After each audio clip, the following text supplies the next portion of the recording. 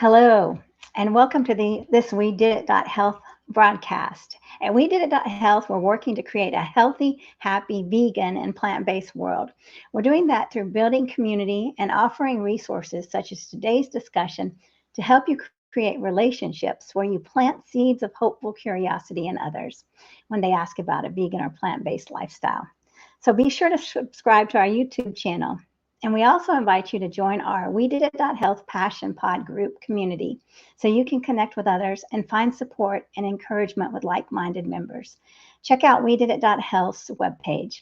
So, my name is Mariquita Solis, and I'm very excited to welcome dementia prevention specialist Kate Kunkel to today's program. Welcome, Kate. Thank you so much for having me. I'm excited to share how the brain and the gut can make a happy relationship. Definitely, yes. I mean, I would never think about their connectedness, but I guess we're all connected. Every part of our body's connected. So yeah, this is going to be. I'm very interested in both, and I need to learn about the microbiome. I need to learn, so I'm ready. All I'm right. looking forward to this. So, unless you've been under a rock in the last 5 or 6 years, most people have heard about the microbiome now. It's like it's everywhere, especially when people talk about like or probiotics and yogurts and sauerkraut and those sorts of things. It's becoming much more mainstream. People are paying attention to it more mainstream. And they think about it in terms of what it does for your gut and digestion and so forth. But most people don't really think too much about the connection with your brain. And as a brain health specialist, that's my concern, because that connection, which happens via the vagus nerve, is what controls everything. That communication superhighway I call the vagus nerve, which connects the brain and the gut. That is where all of our health, all of our inspiration, all of our, the communication between the cells, it happens because of that. So that's why when I counsel clients, I always say the first thing we have to do is look after your gut. Well, I'm excited to learn more, definitely, because I actually have some friends right now that are struggling with gut issues and with other issues such as cancer. So I really want to learn more. And Kate, can you move over? I don't know which way to tell you to move it. Sure. Let me just see where. This way? The other way. The other way. Other way. This way. Yeah, Okay, there we go. Okay, that's great. Yeah, and welcome JJ, and let us know who's watching, and make sure to tell us where you're watching from, because where are you, Kate? I'm in Ecuador. It's a sort of rural area near the city of Salinas, which is considered Ecuador's Miami. So it's a very popular tourist area. Nice. Well, we'll all come down and visit you. I've got room. I have a retreat center, so you're welcome to do that. And I actually hold whole food, plant-based, vegan retreats here for brain health retreats. So that's lots of room in Ecuador, that's for sure. Wonderful. So, well, let me find out first. What led you on your journey to be where you are today? When it comes to dementia prevention, it's because my mom, she ultimately died with dementia. She died of cancer, but with dementia. And her diagnosis of dementia came about the same time I received a diagnosis of rheumatoid arthritis. And we know now I know, I didn't know it then, we know that autoimmune diseases like rheumatoid arthritis are risk factors for dementia. And also they have the same root cause in most problems, and that in most cases, and that is the gut. Because if we have an unhealthy gut, whether it's from food choices or toxins or environmental issues, water, that sort of thing, that can all inspire the inflammation that is the root cause of most autoimmune diseases and, in fact, brain disease, including dementia and Alzheimer's, dementias of all kinds, including Alzheimer's. So when I learned that, trying to look after my own health, I dug very deep into food sources, into gut, all of that, and that's why I'm here where I am now. Well, that's a great story. So we never know when life is going to throw us a curveball like that, and then we have to do research and make the connections. I mean, we don't have to, but hopefully we would want to educate ourselves like you did. Oh, yeah. And I mean, I truly believe, and I say this all the time, we are not stuck with the brains we have.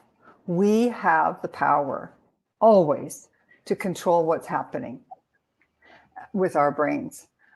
Well, I guess when it gets really advanced, then it's a little more difficult, but we can always change. We can always make it better. So that's my whole goal in life, is to see people take control and look after their own brains and their own bodies, because we can't depend on anyone else. Ultimately, it's our responsibility. And you can go to all the doctors on the planet, but they can't fix you if you can't work with them. That's very true. And what about people that, let's say that they've taken a lot of drugs, and these drugs have really hurt their brain? And is there any hope for them too? Well, yes. So the great thing is that neuroplasticity, neurogenesis is a real thing. We can actually reboot our brains. We can restructure them. We can build better synapses. That is possible even if there has been damage. I'm a student of Dr. Daniel Amen, and he shows SPECT scans, which is a kind of special brain scan. And you can see where oxygen and blood flow are getting to the brain. When people have brain damage, and that could be from a TBI, it could be from toxins, including pharmaceuticals or other drugs, there are many reasons why our brain does no longer function properly. But we can see on SPECT scans the damage. We can see where there's a lack of blood flow and oxygen. And we can also then see when we've instituted the changes we need, we can see the difference. We can see how it improves. It's just amazing. It's so exciting to me that we can see that physically on the brain scans. So if we can see that, we know that we're helping, and we know that we have a choice. I've seen brain scans from people who have very advanced dementia, and their families, because they're not capable then of doing the work themselves, which includes food and exercise and all the other things. But they have guides or coaches or family members who guide them through the process. And even with advanced dementia, which we see exactly what it looks like on the brain. When we get really working hard, we can actually reverse it. That is so amazing. And Dr. Dale Bredesen, another one of my teachers, he's shown it in clinical trials that they can reverse the effects. So we have control, even if there's damage from pharmaceuticals or anything else. Now, even a traumatic brain injury, when there's actual damage to the brain. There's a case of a fellow who had I can't remember whether it was a bullet, something went through his brain. It actually went through his brain. And even though his brain was severely damaged, he had a perfectly normal life because the brain was able to make up for the damage over time. So the synapses found a different way to fire. They worked around. So it is possible. We can do it. And that's the great news. That is amazing. Yeah. So what's the first step? If we're getting dementia, or maybe we're we're realizing I'm forgetting everything. What's the first step to healing? Get rid of sugar. First step. First thing I tell my clients every single time, because sugar disrupts the gut. It destroys the microbiome, which we can get to a little bit later. But when we have sugar, it can contribute to obesity, diabetes. We have weight issues. We also have gut issues. Sugar is very disruptive to a healthy microbiome. So that's the first step I always say to people. And even before I ask them to go whole foods, plant-based, I also ask them to exercise. Those are the first two, and I believe most important steps, to get rid of the sugar and to exercise. Because when you exercise, number one, you're doing so many good things for your body. It helps with mental health. You reduce the likelihood of having depressive episodes. It reduces stress. You've got good hormones going up, bad hormones going down. But it also helps you avoid the temptation of sugar, because we're conditioned by especially if you eat processed foods, sugar's everywhere, right?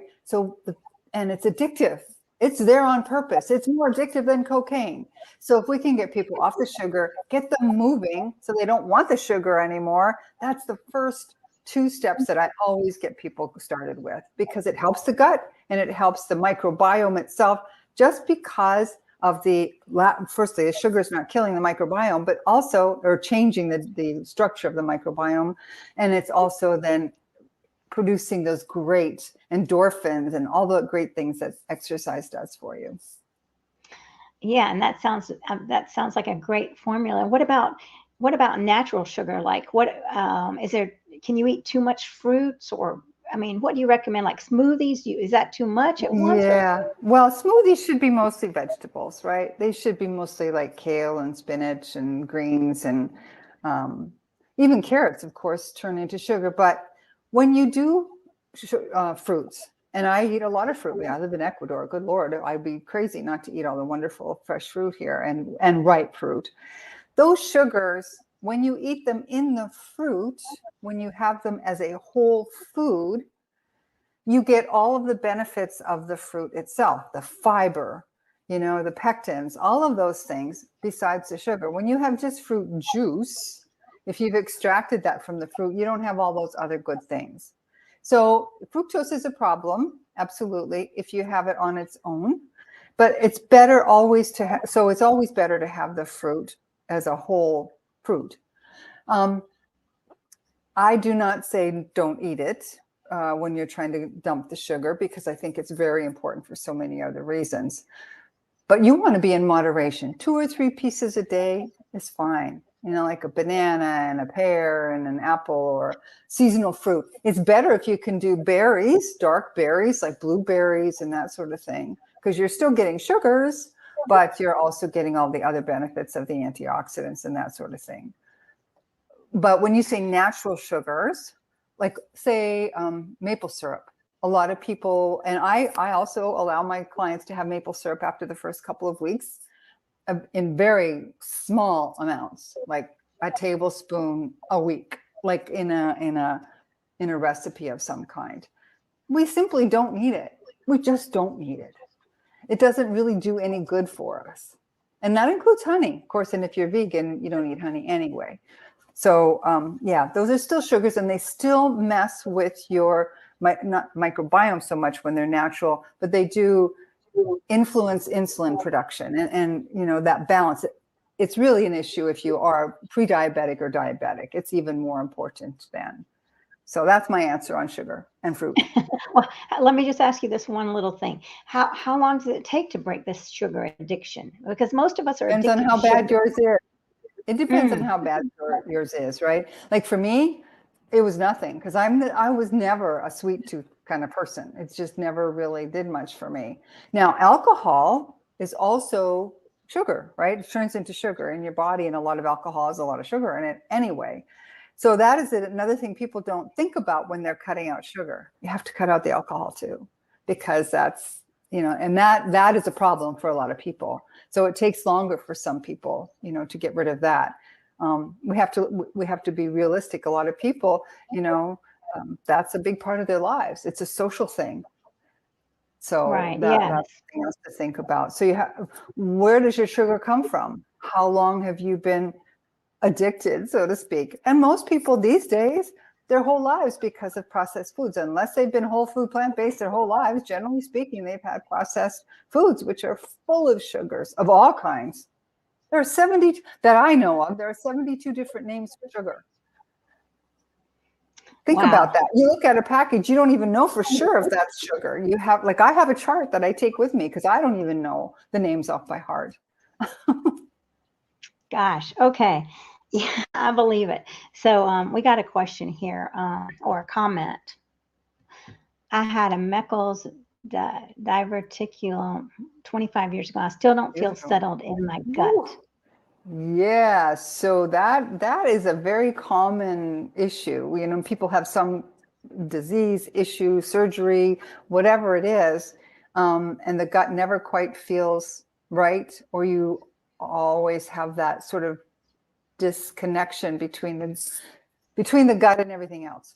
So I would always say, again, get rid of the sugar, but also really look at how much you're getting in terms of probiotics. And I don't mean yogurt, even plant-based yogurt. I mean things like sauerkraut, kombucha,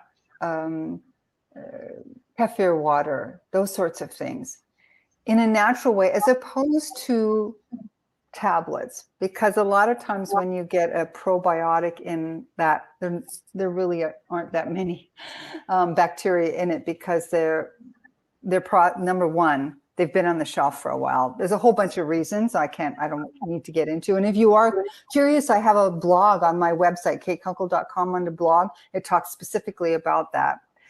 But we have to be very conscious of that, what we're putting in our body that can help diversify the microbiome, but also what feeds those things that we're putting in there.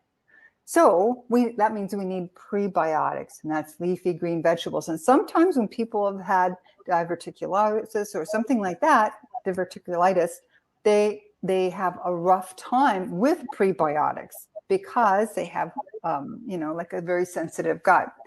So you do it in little bits. You add slowly, carefully, Jerusalem artichoke, those sorts of things that gradually help build up the nutrient level of the bacteria that you're wanting to nurture in your gut.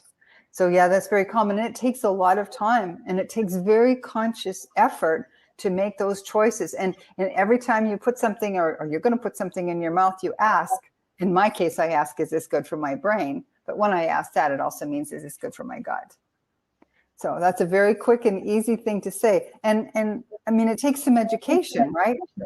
We just don't know this intuitively. Most of us don't anyway. I had to learn it. Most people do. You have to consciously, in my book, The Vegan Brain, I gave you a whole list of things to do. And also, don't let the memories fade. There's a whole program that can help you get your gut in order, and then you can do all the other things to make your brain healthier. Well, that's a great answer. So let me find out how is a whole food plant-based vegan diet the best way to improve, and why? What is so great about this whole food plant-based? And I know I'm working on it. I'm working on getting to, every day doing better on the whole food plant-based. And it's hard. I mean, for me, it's hard because I'm so used to the just grabbing stuff and not thinking, and I'm not used to chewing enough. So that's another thing that I'm really trying to really chew green leafy vegetables. So let me hear your wisdom, Kate. So the reason a whole food plant-based lifestyle is better for this is, number one, you're not ingesting the antibiotics and other hormones and pesticides, herbicides that the animals that produce dairy, milk, meat, and chicken and all that, you're not ingesting those. That's the first thing. So you're cutting out a big source of disruptors to your gut. That's the first thing. So eliminating those things, which also cause inflammation. Dairy is highly inflammatory. We're not baby cows. We're not meant to drink the milk of a cow. We're meant to drink the milk of human mothers. So that's the first thing. Number one, we don't want to have anything that causes inflammation or has all of those terrible, the poor animals, what they are fed. So that's the first thing. Cut that out. Now we're going to add the good stuff.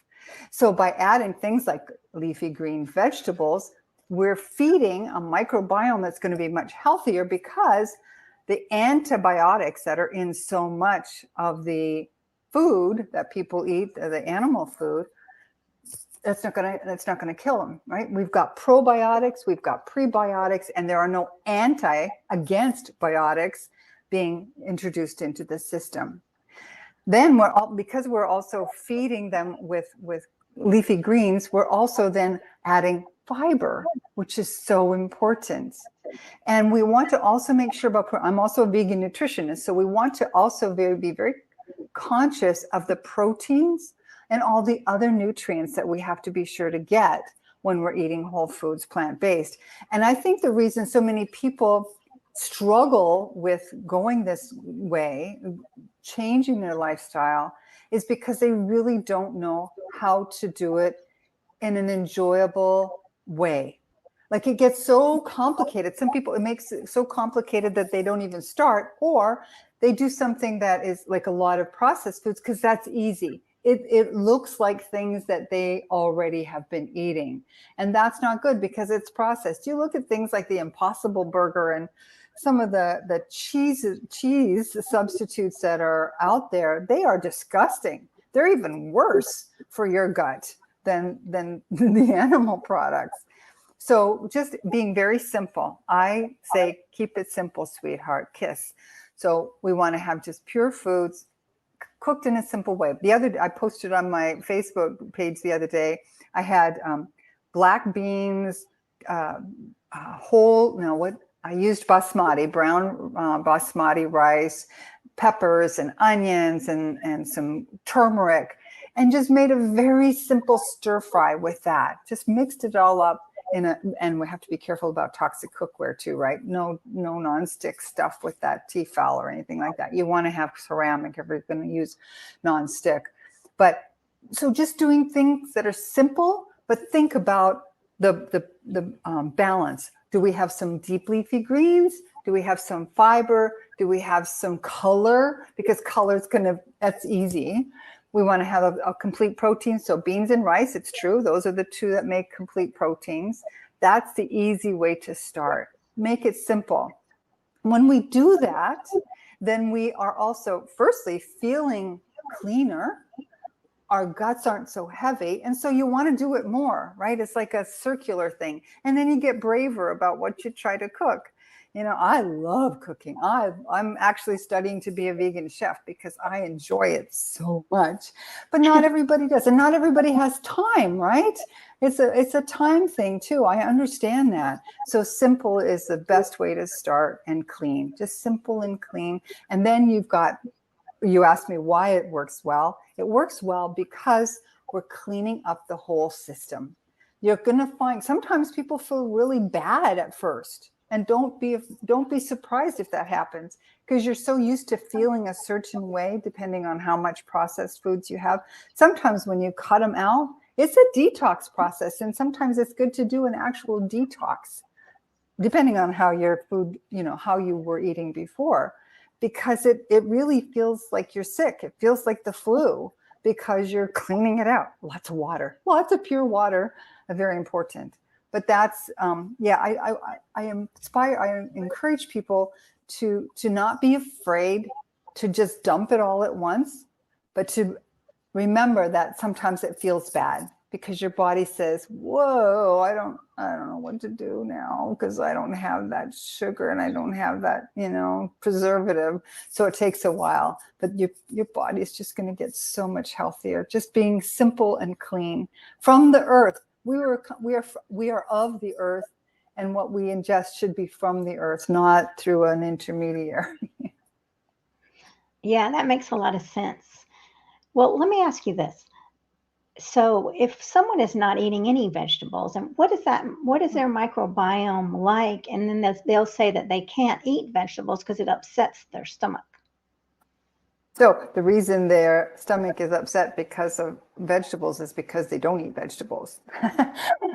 So their microbiome is basically probably very limited in scope. Like, we want to have a diversity of bacteria and fungus and virus. Our microbiome is our whole body, right? It's not just the gut. It's in our mouth. There are many systems, and they all together create the microbiome of our whole bodies. So we need to have quite a combination. So if they can't eat, or they think they can't eat vegetables, start with using apple cider vinegar in water before you eat those vegetables, or put that on the vegetables, because that inspires the production of stomach acid. A lot of people don't produce enough stomach acid. So if we put apple cider vinegar on the vegetables or the beans, because a lot of people have trouble with beans and those sorts of things, then that will help break it down. Also, starting your day with like a tablespoon of apple cider vinegar and 4 or 5 ounces of warm water will also start helping the stomach acid production. A lot of people don't, and then they say, "Oh, I've got acid," and so the doctor recommends, antacids. No, antacids are a big no, because that disrupts what we need to digest food. And I think that that's a big problem for people who say they can't eat vegetables. Now, the other thing is to start, if you are really struggling with that, and even apple cider vinegar and preparing before, start on a natural source of probiotics. So start gently with just like 2 ounces of kombucha tea or 2 ounces of kefir. Now, yes, there is sugar in there because that's what was used to ferment it, right? So those are not ideal if you're struggling with sugar. Have a couple of forks full of sauerkraut, or just one to start, because every little thing that you add, it's not going to happen overnight. You're just going to do little bit by little bit. So start with a fork of sauerkraut, or a fork of kimchi, because it's nice and spicy. I love kimchi, spicy. But again, it depends on what you can tolerate. So, but you have to start giving your microbiome something to start with. You have to give it a start. And usually, if you haven't been eating a lot of vegetables, it's going to be struggling to start, because to build a healthy, diverse microbiome. We want all kinds of different bacteria. That's why you'll see in probiotics that they sell in the store, it says like gazillion different sources of probiotics. So you do want that diversity. Well, that's very interesting. It's amazing that the way our body functions, right? And that I mean, we don't think about it, but of course, what we're eating here is going to go here, and it's going to affect every part of our body again. And so, what about sluggishness? I mean, like if we're eating something heavy, or if we're eating the animal products, how does that affect our brain? Oh, in so many ways. Firstly, it's going to affect the gut, right? If you're eating animal products, it's going to affect the gut. It's inflammatory, and there are so many chemicals, and they can say all they want about humane, pasture raised, blah blah blah, humanely slaughtered. There's no such thing, number one, as humanely slaughtered anything. But pasture raised it doesn't mean anything. It doesn't mean anything as far as your gut is concerned. So don't get suckered by that.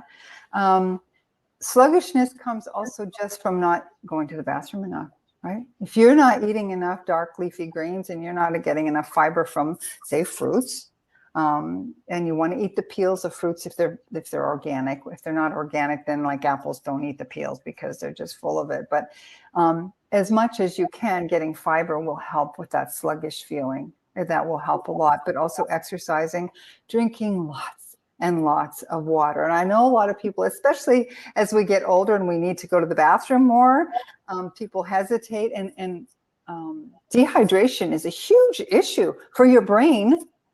That's it's one of the first organs that respond to dehydration. You do not want to get thirsty. If you're feeling thirsty, you're already a little bit dehydrated, and that's not good for your brain, and it's not good for digestion. So for your gut. So you want to make sure you're fully hydrated all the time. That will help a lot with that sluggish feeling, because that's also brain. That's brain as much as the gut, the heavy feeling. So water will also help you digest properly, right? Get things moving, get your bowels moving, get your whole intestinal tract doing what it's supposed to do. So that's a big part of that sluggish feeling.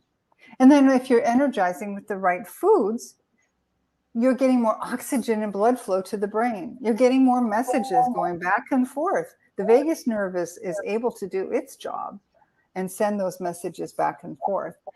Bile production is going to be better. Everything is going to be better. Yeah, definitely. And I think about that. Eating this way all day long, right? And then your brain's never getting, or your whole body's not getting any nutrients. All, and it's deprived and deprived of fiber. I mean, how many of us are fiber deficient here in the Deficient. United States? Oh, And in the United States, North America, it's a big problem. Yeah, it's a big problem. When people say they only go to the bathroom every couple of days, I'm like, are you kidding me? You know, that is not healthy and it is not normal. And having a doctor give you laxatives is also not normal.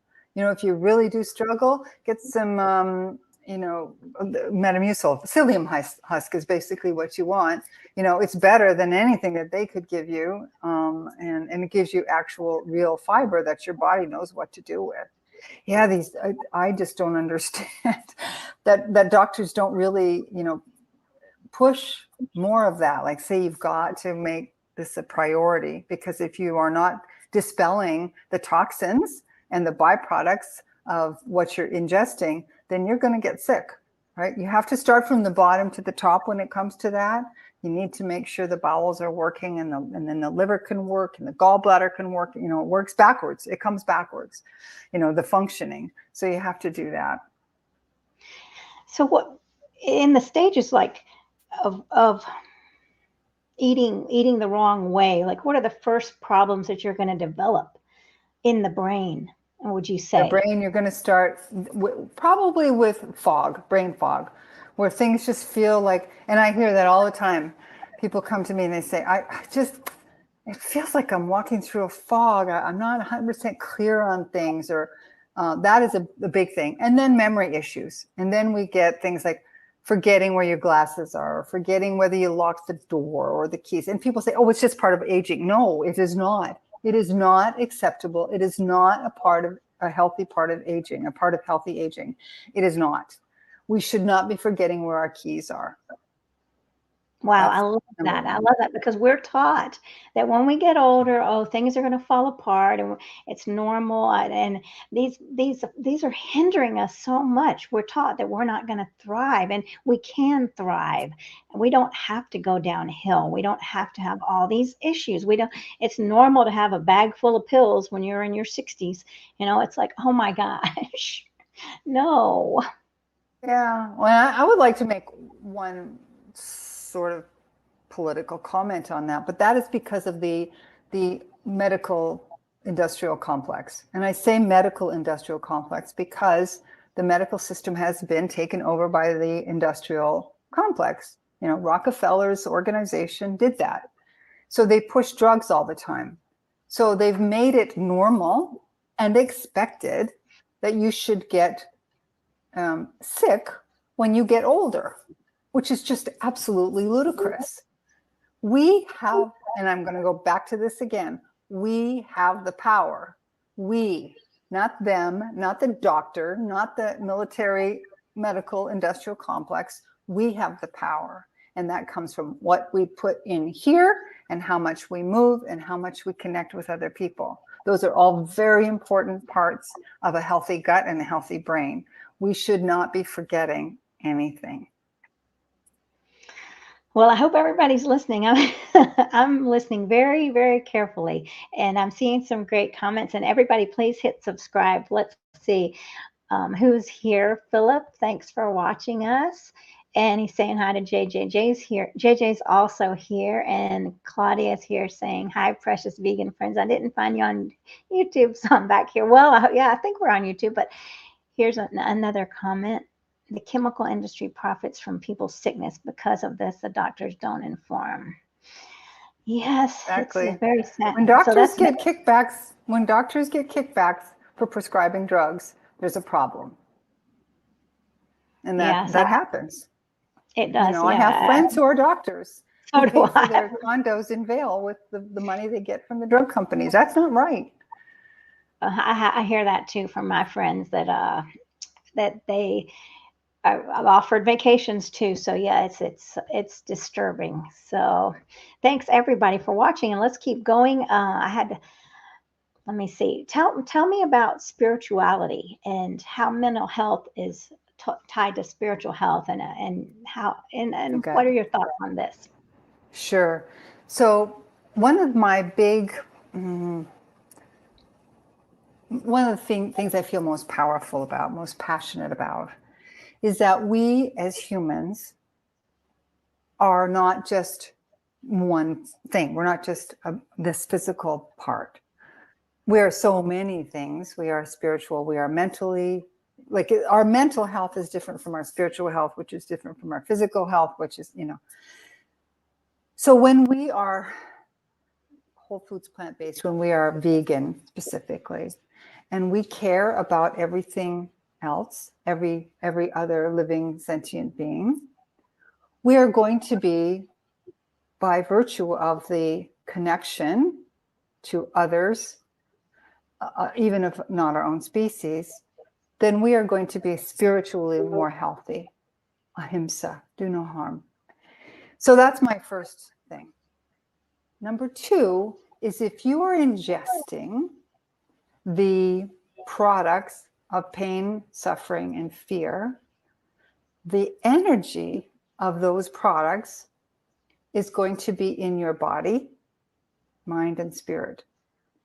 So you are going to have pain, fear in your cells, in your energy field.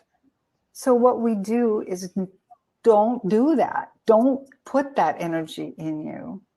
By being vegan and by looking after our gut in a compassionate way, our brains, our spirits, our hearts, everything will be healthier, will be whole. That connection will stay in place. This is something I'm so passionate about.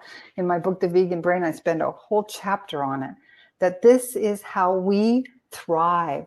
This is how we human as a species can thrive, by getting rid of the pain, the fear, the anger, all of the stuff that comes with ingesting animal products, and we replace it with compassion and clean food and energy that is from the earth. We are earthlings. We are all earthlings. We need that energy. We need to ground. We need to get our bare feet on the ground. We need to hug trees. Seriously, hugging a tree with your bare arms, you're getting all the wonderful microbes that come from that. It's another thing about feeding the microbiome, putting your feet in the earth, gardening, that all feeds your microbiome. This is the biggest organ of our body, right? Our skin. So everything that we put on it also goes into our gut. So we want to make sure that we're getting those healthy microbes from soil that we are touching, that we are nurturing. That's my thinking on that. I feel the same way too. And it can be overwhelming sometimes, but for me, when I go back into nature, it brings me peace. All right. Sometimes I feel hopeless with the animals and the planet. I think, oh my gosh. But then I go outside and I just feel a greater source. I go out and see the trees and feel like, and I see them dancing in the wind, and I say, hi, I see you waving at me. And so it's that really connectedness. And I see them outside now, and I can't wait to go back out there. So, and I love being in the garden and in touching the earth. Someone was asking me, so I was at the garden at my church, do you need some gloves? And I said, no, I don't want any gloves. I want to feel the earth. We need that. Our brains need that. Our brains need to laugh, and they need the sun. And how can you, like, if you're feeling down, what can you do to help your brain? Or what, how can you trick the brain? You know what I'm saying? Exercising, honestly, the best thing you can do, and that could just be walking in nature. That could be dancing. Mm-hmm. I'm a great proponent of dancing. I swim every day, but I don't actually swim. I dance in my pool because we're right here, and it's almost always warm here. Or I go, walking along the beach, and I like to walk because our surf is really strong. So if I walk in the waves there, it's a good exercise. That creates the hormones that make us happy. Dancing, music, moving, all of those things make our brain healthier, and we can trick it. In a way, it is tricking. Also, doing something kind for someone tricks our brains into being happier. When we give gratitude or give to others or express gratitude for what has been given to us, whether by nature, by other people, that is also a powerful antidepressant. We actually can make ourselves so much better just by saying thank you or just by giving, by That's helping. beautiful. Yeah, I believe that. And Claudia saying direct contact with Mother Earth is direct spiritual work in a higher regions. Yes, I love that. Beautiful. And we've Yes. got Philip, who has been a vegan for about a year and a half. I can definitely agree with all this. The way I felt was in thinking prior to transitioning to a vegan lifestyle is night and day. Yeah, yeah, it's exciting, Yes. definitely. So, Yeah, it is. Don't you just feel lighter? Just by being, you're going to get lighter. Most of us lose a lot of weight. I lost 44 pounds when I went vegan. So that's going to be just right there. It's going to make you feel lighter because you're physically feeling lighter, but the energy makes you feel lighter. It's so good to hear that, to read that, Yeah. yeah, it is. And you know what I was thinking is about laughter yoga. So I'm going to be facilitating a laughter yoga. And what can you tell us about laughter yoga and the brain? Well, I don't know much about laughter yoga. I know a lot about yoga because it's very important. That and yoga in a couple of ways. Yoga, because it's making you move, is good, but it's also making you conscious of your breath, right? So breathing, that whole breathing thing is so good for your brain, your health. We need to have good oxygen flow everywhere. So when you're doing the kind of the yoga exercises that are about breath, but the movement itself, we need flexibility, especially as we get older. Our spine needs to be flexible, all those things. When it comes to laughter, I actually had a guy on my podcast, Dave Berman is his name, and he's a laughter coach. And all he does is get people to find things to laugh at. He just tells jokes. He just does funny things to help people get used to the idea again of laughing. You know how many people never laugh?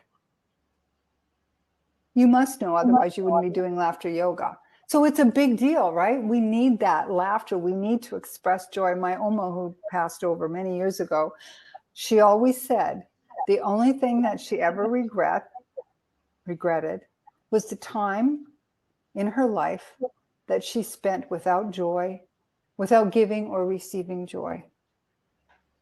That's part of laughter is part of joy, right?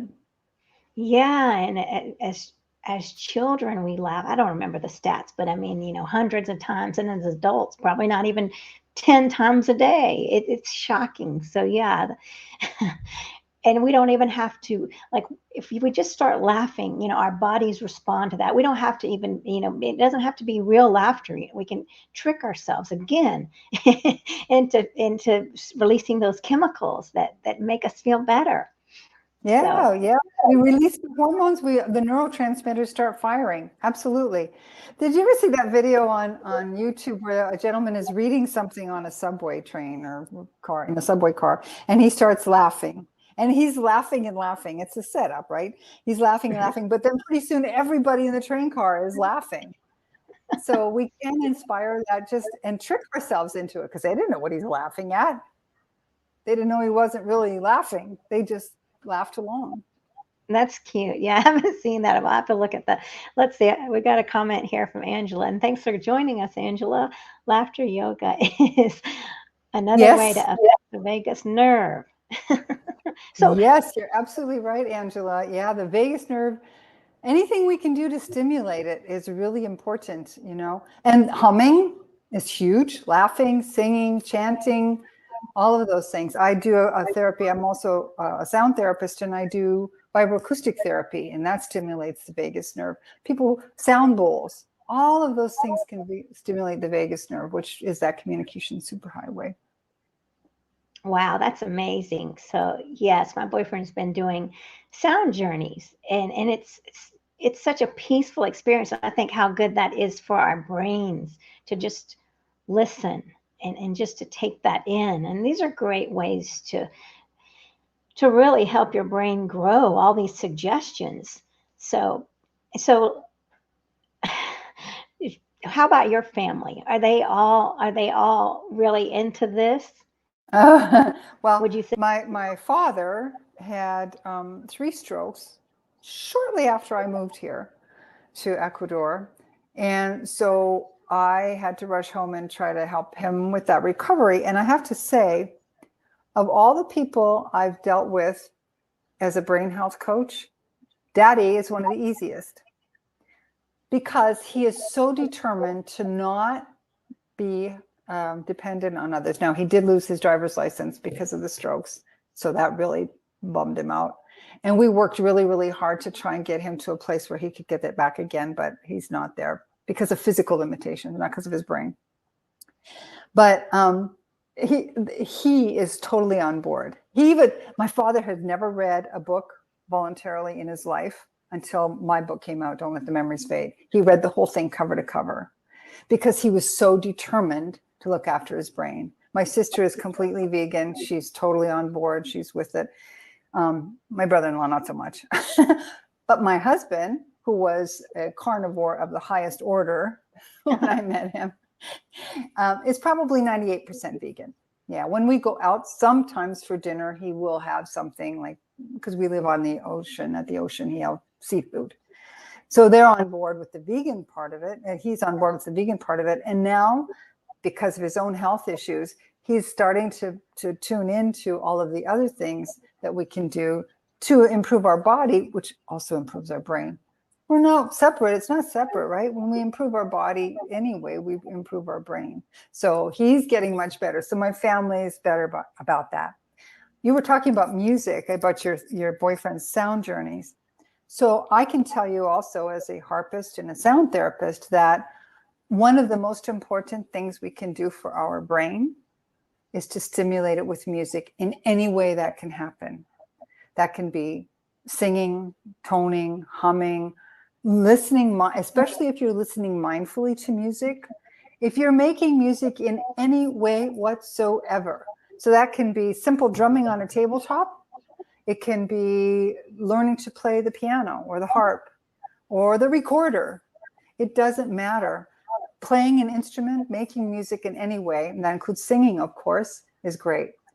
If you do it with other people, it's even more powerful because we get that energy, if you're like working in a choir, you've got that coordination between voices. You hear the harmonies. Our bodies are harmonic instruments. And so we want harmony in it. All of those things help our bodies and our brains.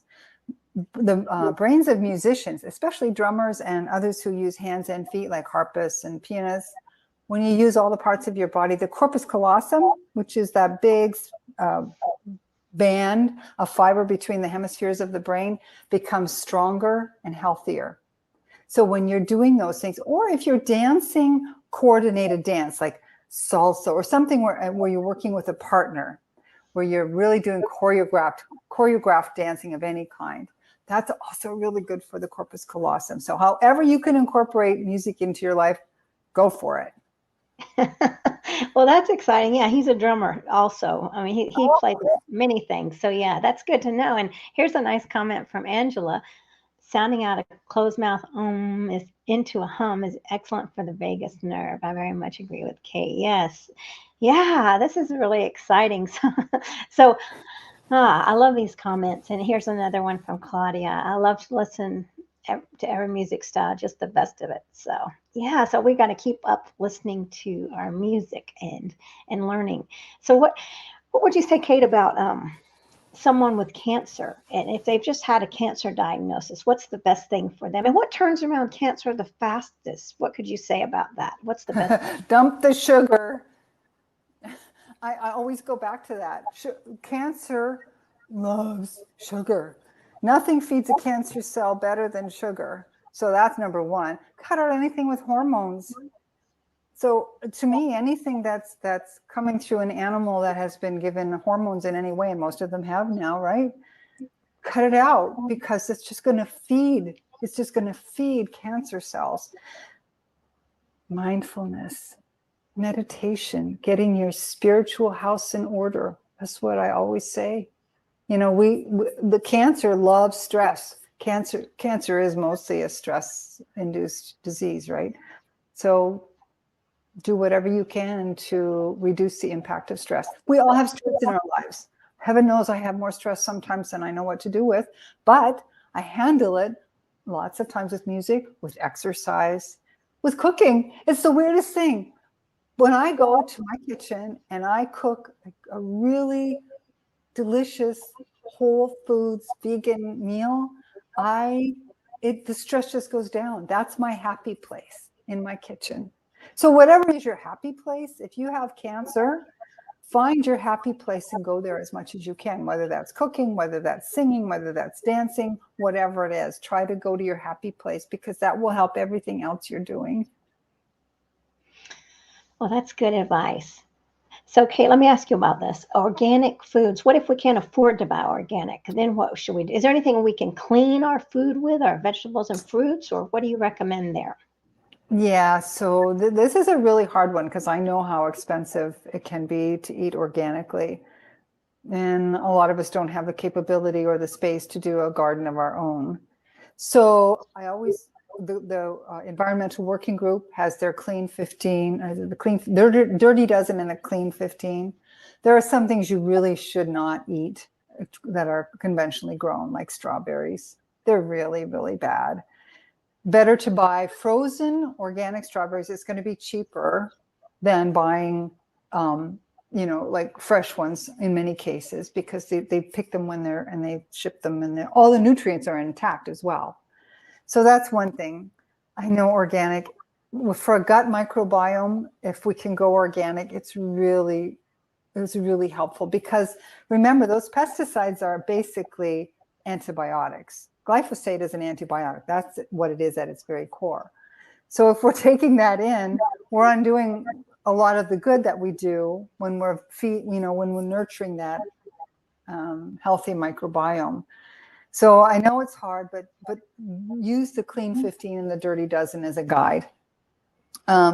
It's better to have frozen organic than fresh conventional. And it's much easier. Like in Canada, blueberries, when I was in Canada last time, I couldn't get my hands on organic blueberries, fresh ones, but I sure could get them frozen. So that's fine. And that's better. Plus they're also picked and frozen right away. So the nutrients are in there, and they're ripe when they're picked, rather than being shipped and ripen on the way or once they get to their point. So also, how ripe is your produce? If you're closer to the farm, it's better, because then, if you can in any way, shape, or form get to a farmer's market where it actually is the farmers growing it, and you're getting the produce as close to the field as possible. Yeah. Well, that's very good. It's really hard. Here, organic is only about 10% more expensive than conventionally grown. So I eat everything that is available organic. If it's not available that week in organic, then I wait till the next week and I get it. I just cook around it. I plan my meals around it. And that's another thing.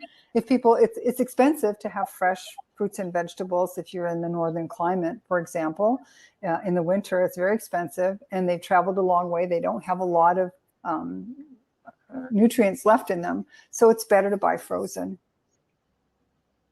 I never thought about that. They've traveled a long way and they don't have a lot of nutrients left in them. No, what and bananas? Uh-huh.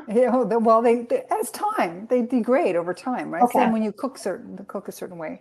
I live in Ecuador, and there are bananas everywhere. I can buy 25 bananas for $1. They are ripened on the tree. I can tell you, because I did buy some bananas when I was in Canada in November, and they taste very, very different from the ones I get here. Because when they are picked from the trees for export, they are sprayed with a chemical, or actually dunked in a chemical that stops them from ripening. Then they're shipped, and they're dunked with another chemical then once they get there, which helps them ripen. So it's 2 chemicals. So by the time you get that banana, which really didn't have much sprayed on it when it was growing, now it's had 2 chemical dumps, chemical baths. It's going to taste different, and it's not going to be as good. But all produce is treated in some way. So Okay, well, that's good to know. So, yes, and what about raw food diet? Oh, as much as you can. Sure.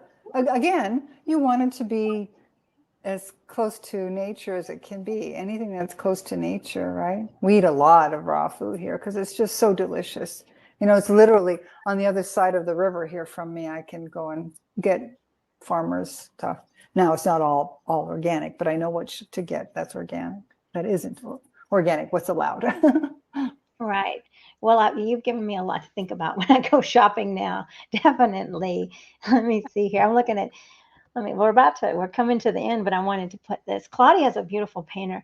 I'm painting in the future. I'd like to do abstract paintings too, because I observed that on naked old dirty walls, actual paintings show up after some time. And so they do an abstract painting. These pictures teach you a lot. They're formed from a higher realm, similar to ice flowers on the window, snow crystals. Every inch of nature is a teacher and fully conscious. Yes, that's so Amen, true. sister. And Yeah. art, doing art, Claudia, that doing art is so good for your brain. Any kind of creative pursuit.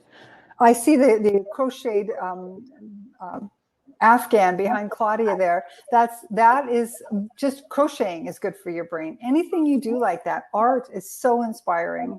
Yeah, go for Right. it. Connect with Yeah, nature.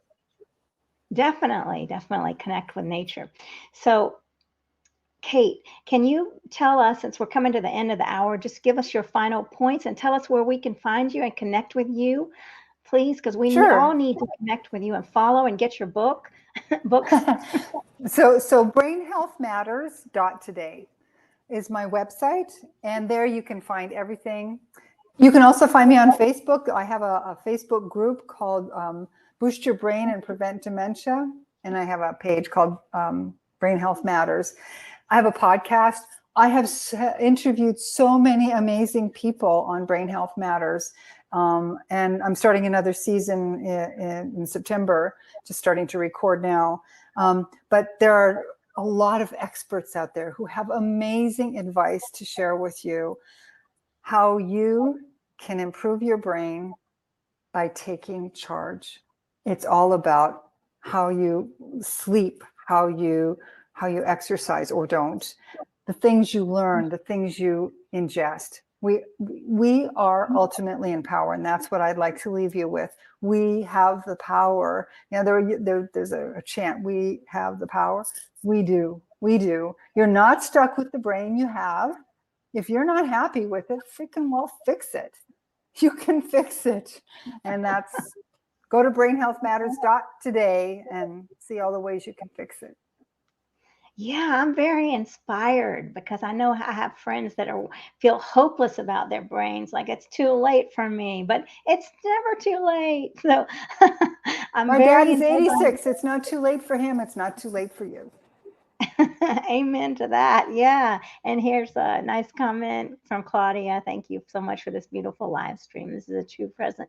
Yes. And Angela was saying hello to everyone too, and thank you. And so, yeah, everyone, thanks for watching. This has been tremendously informative and inspirational. So thank you so much, Kate, and please reach out to Kate and definitely connect with her and get on that podcast that she has. Listen to that. I'm going to make sure to get on that, listen to those podcasts. I want to learn more about taking charge of my brain. So, yeah, thank you all so much for this. And well, I'll just say thank you, Kate, and namaste, You're vegan, welcome. everyone. Namaste. Bye, everybody. Bye.